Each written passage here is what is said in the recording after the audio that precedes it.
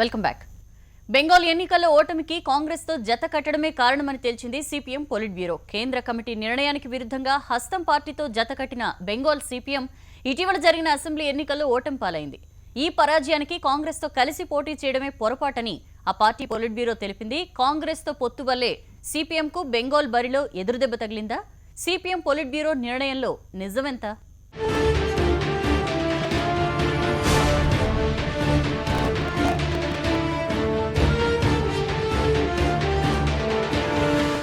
CPM polit బ్యూరోలో తీసుకున్న నిర్ణయం ఏంటి సార్? అంటే బెంగాల్లో కలవడం తప్పు అని చెప్పి తీర్మానించారు. ఎందుకని ఇప్పుడు అంత స్ట్రాంగ్ మమతా బెనర్జీని ఢీకొనాలంటే ఖచ్చితంగా కలవక తప్పని పరిస్థితి కాంగ్రెస్తో. ఇప్పుడు పోస్ట్ మార్టం చేసుకున్న తర్వాత అది తప్పుగా ఎందుకు కనిపిస్తుంది? అంటే పోస్ట్ మార్టమే కాదు, యాక్చువల్గా అది ప్రీ మార్టంలో కూడా అదే చెప్పారు. సిపిఎం కేంద్ర కమిటీ కాంగ్రెస్తో పొత్తు ఉండకూడదని చెప్పింది. చాలా స్పష్టంగా కాంగ్రెస్తో పొత్తు ఉండదని చెప్పింది. విశాఖపట్నంలో జరిగిన సిపిఎం అఖిల భారత మహాసభలో 30 ఏళ్ల పార్టీ ఎత్తుగడల్ని సమీక్షించి ఇలాంటి పార్టీలతో ఎవరితో కాంగ్రెస్తో కానీ బీజేపీతో కానీ పొత్తు పెట్టుకోకూడదు, కేవలం వామపక్ష ప్రజాస్వామిక శక్తులతోనే కలవాలి అని ఒక వైఖరి తీసుకున్నారు. ఆ వైఖరి అనుగుణంగానే కేంద్ర కమిటీ బెంగాల్ కమిటీకి స్పష్టంగా చెప్పింది మీరు కాంగ్రెస్తో కలవద్దు అని. వాళ్ళు ఏం చేశారు? బెంగాల్ కమిటీ మేము కలవడం లేదు, మాదొక సీట్ల సర్దుబాటు అని మొదలుపెట్టారు. సీట్ల సర్దుబాటుతో అని మొదలుపెట్టి, సీట్ల సర్దుబాటు అంటే అర్థం ఏంటి? 2 పార్టీలు కలిసి సంయుక్తంగా ప్రచారం చేయరు, 2 పార్టీలు కలిపి ఒక ప్రకటన చేయరు, 2 పార్టీల నాయకులు ఒకే వేదిక పైన ఉండరు, 2 పార్టీల జెండాలు కలిసి తిరగవు, కార్యకర్తలుగా తిరగరు. సీట్ల సర్దుబాటు ఏంటంటే వాళ్ళు పోటీ చేస్తే వాళ్ళకు బలం ఉన్న చేత వాళ్ళు చేస్తారు, వీళ్ళకి బలం ఉన్న చేత వీళ్ళు చేస్తారు. వేయడం ద్వారా ప్రతిపక్ష ఓటు విభజన కాకుండా జాగ్రత్త పడతారు. అది మొదలు బెంగాల్ కమిటీ కేంద్ర కమిటీ చెప్పింది. కానీ ఫీల్డ్ మీద తిరిగినాక ఎక్కడ పోయింది? కాంగ్రెస్ జెండాలు ఎర్ర జెండాలు కలిసి ఊరేగాయి. Red salute to comrade Rahul Gandhi అని చెప్పి వామపక్ష కార్యకర్తలు నినాదాలు ఇచ్చారు. Red salute to comrade Buddhadev అనుకుంటూ కాంగ్రెస్ కార్యకర్తలు లాల్ సలా అని చెప్పారు. ఇవన్నీ జరిగినాక ఇంకా అది ఎట్లా అలియన్స్ అవుతుంది? సో ఈ విధానం సరైనది కాదు అనేది కేంద్ర కమిటీ ఎన్నికలకు ముందు చెప్పింది, ఇప్పుడు మళ్ళీ చెప్పింది. అందువల్ల పోస్ట్ మార్టంలో చెప్పింది కాదు, ఇప్పుడు ఇది తప్పే అని చెప్పింది. అయితే మీరు అడిగిన క్వశ్చన్ ఇంకోటి ఉంది. మమతా బెనర్జీ లాంటి ప్రభుత్వం ఉన్న సమయంలో, తీవ్రమైన నిర్బంధకాండ హత్యాకాండ జరుగుతున్న సమయంలో సిపిఎం స్వయంగా వామపక్షాలు పోరాడగలవా? కాంగ్రెస్ పార్టీ మద్దతు లేకుండా, ఇతర శక్తులు కలుపుకోకుండా. ఇప్పుడు కూడా ఏం చెప్పారు? ఎన్నికల పొత్తులు ఉండకూడదు, ప్రజా సమస్యలపైన కానీ నిర్బంధానికి వ్యతిరేకంగా కానీ కలిసి వచ్చే శక్తులందరినీ కలుపుకొని పోరాడాలని వాళ్ళు తీర్మానించారు. వాస్తవంగా బెంగాల్ పార్టీ నాయకులు చెప్తున్నది అది కూడా కాదు. పైకి కొన్ని వాదనలు కొంతమంది చేస్తున్నారు. వాళ్ళు ఒక సిద్ధాంత ఎత్తుగడలే ఒక ప్రత్యామ్నాయ ఎత్తుగడలు చెప్తున్నారు. ఒక బెంగాల్లోనే కాదు ఈ పరిస్థితి ఉంది.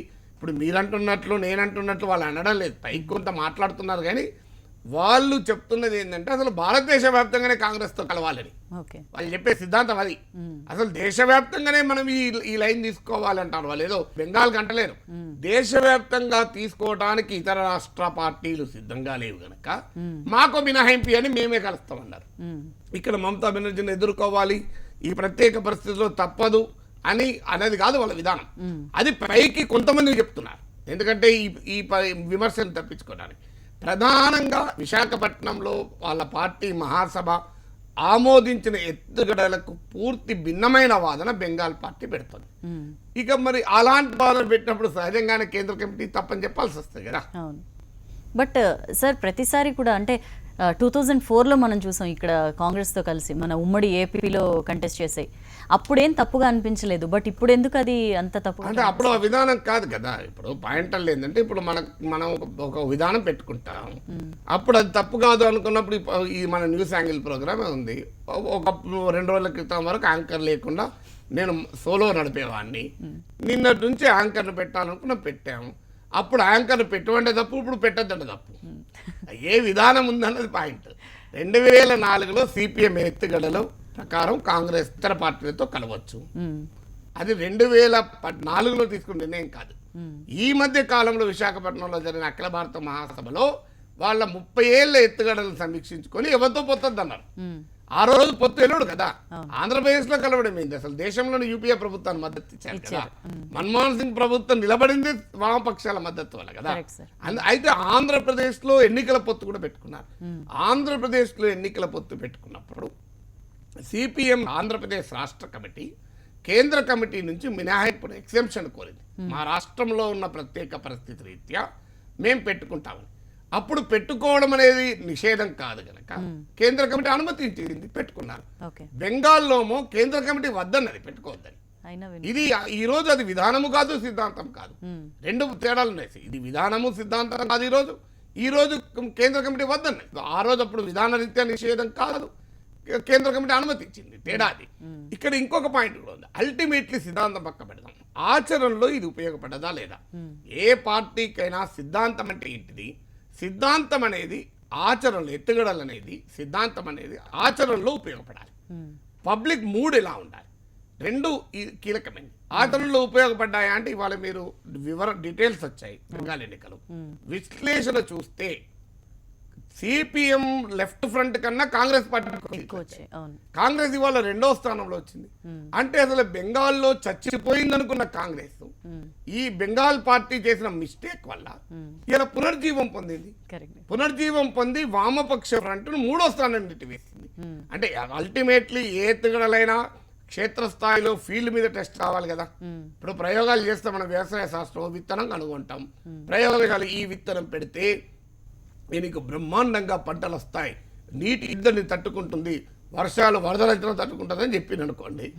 ఫీల్డ్ మీద వరదలు వచ్చినప్పుడు తట్టుకుంటే ఆ విత్తనం నెగ్గినట్టు, లేదు కరువు వచ్చినా తట్టుకుంటే నెగ్గినట్టు. కానీ ప్రయోగశాలలో ప్రయోగం విజయవంతమైంది కదా అని అది నడవదు కదా.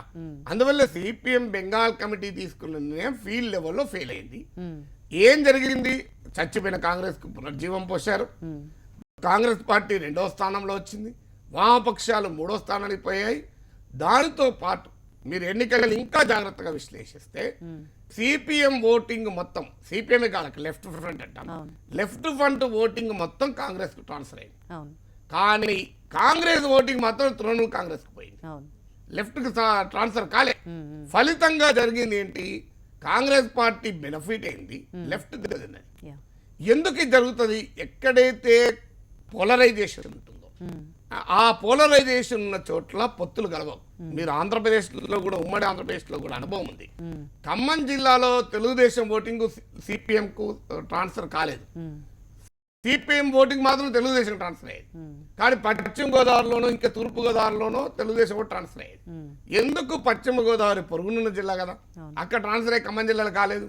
కారణం ఏంటంటే ఖమ్మం జిల్లాలో సిపిఎం ప్రధాన పార్టీ కనుక కాంగ్రెస్ తెలుగుదేశం కూడా అప్పుడు సిపిఎం ట్రాన్స్ఫర్ కాలేదు. ఇది బెంగాల్లో కూడా జరిగింది. అది 30 దశాబ్దాల పాటు కాంగ్రెస్ తో పోరాడి ఒక ప్రధాన రాజకీయ శక్తి అయి కాంగ్రెస్ రకాలున్న శక్తులు సిపిఎం పెరగాలనో లెఫ్ట్ పెరగాలనో కోరుకో కదా. అది జరిగిన పరిణామం. అది ఇది జరుగుతుంది అని ఊహించే కేంద్ర కమిటీ వద్దన్నది. కానీ బెంగాల్ కమిటీ అర్థం చేసుకోలేదు, లేదు పొత్తు పెట్టుకుంటేనే ప్రయోజనం అని చెప్పింది. ఇలా అనుభవంలో ఏం తేలింది? అసలు ఇవాళ పొత్తే పెట్టుకొని ఉండకపోతే ఇంకొన్ని ఎక్కువ సీట్లు వచ్చేది, పోనీ సీట్లు రాకపోయినా పరువు ఉండేది. ఇంకోటి సిద్ధాంతంతో పాటు పబ్లిక్ మూడ్ ఏంటి?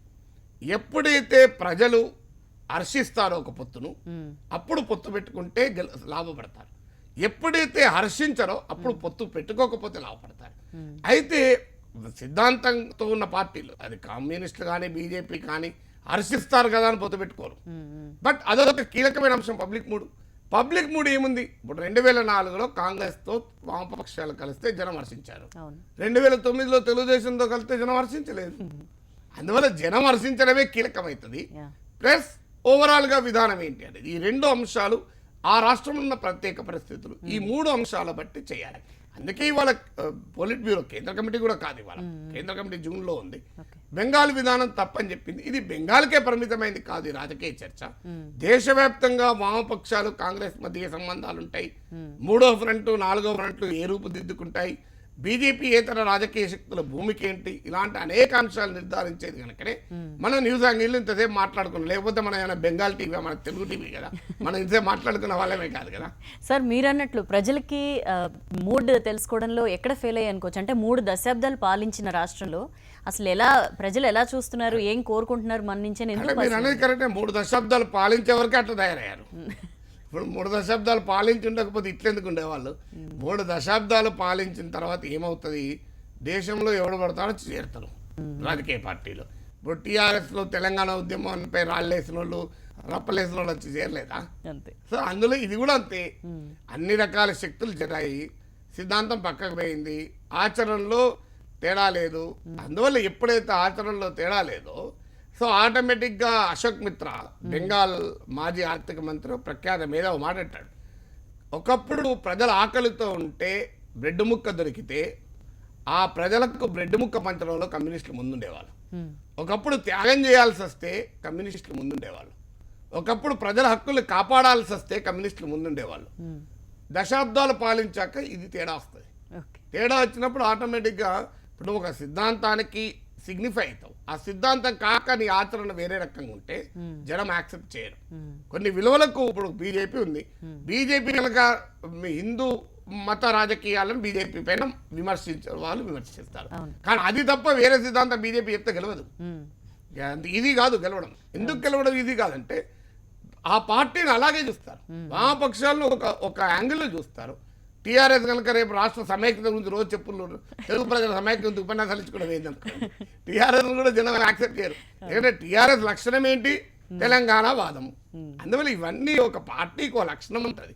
ఆ లక్షణానికి భిన్నంగా నువ్వు అవసరాల కొరకు ఎన్నికలు ఉన్నాయి కదా అని అంటే కొంతకాలం ఏదో ఒక సందర్భంలో అంగీకరిస్తారేమో, కానీ శాశ్వతంగా అయితే అంగీకరించారు. రైట్. న్యూస్ యాంగిల్లో షార్ట్ బ్రేక్ తీసుకుందాం.